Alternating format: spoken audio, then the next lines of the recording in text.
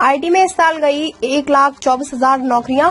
वैश्विक स्तर पर अर्थव्यवस्था में अनिश्चितता से मंदी की आशंका। आंकड़ों के मुताबिक वैश्विक स्तर की बड़ी टेक कंपनियां ज्यादा वेतन वालों की छंटनी तेजी से कर रही हैं। इनकी जगह नए युवाओं को कम वेतन पर भर्ती कर रही है। आईबीएम ने मुख्य रूप से वरिष्ठ प्रोग्रामर, बिक्री और सहायक कर्मचारियों की छंटनी का दूसरा दौर शुरू किया है। वैश्विक स्तर पर अर्थव्यवस्था में अनिश्चितता और देशों के बीच तनाव से सूचना प्रौद्योगिकी यानी आईटी क्षेत्र पर बुरा असर पड़ रहा है। इसका परिणाम यह हुआ है कि इस साल वैश्विक स्तर पर 384 कंपनियों ने कुल 1.24 लाख को नौकरी से निकाल दिया है। चिंताजनक यह है कि कंपनियां अब दूसरी छमाही में दूसरे चरण की छंटनी की तैयारी कर रही है। आंकड़ों के मुताबिक वैश्विक स्तर की बड़ी टेक कंपनियां ज्यादा वेतन वालों की छंटनी तेजी से कर रही है। इनकी जगह नए युवाओं को कम वेतन पर भर्ती कर रही है। आईबीएम ने मुख्य रूप से वरिष्ठ प्रोग्रामर, बिक्री और सहायक कर्मचारियों की छंटनी का दूसरा दौर शुरू किया है। कंपनी भले ही कर्मचारियों की छंटनी कर रही है,